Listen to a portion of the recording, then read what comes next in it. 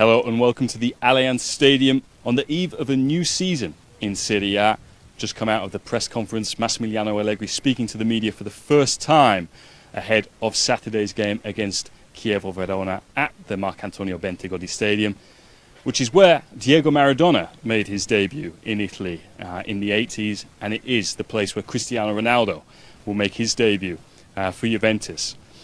Cristiano has been training with his team for the last 10 days. He's been gaining some understanding with his new teammates who he didn't join up with in the United States. He's been playing with the likes of Paulo Dybala, Douglas Costa, the other players who were at the World Cup.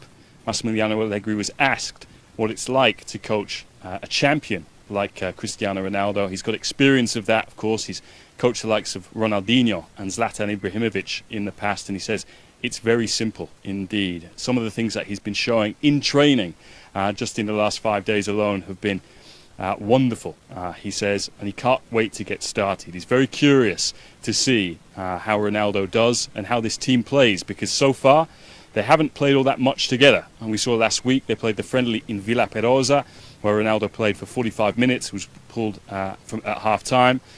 And then they played another friendly in-house against the under-23s, which again was just half an hour. So a lot of intrigue as to how those Chievo defenders will be sleeping, or whether they sleep at all tonight, with the prospect of Ronaldo facing them.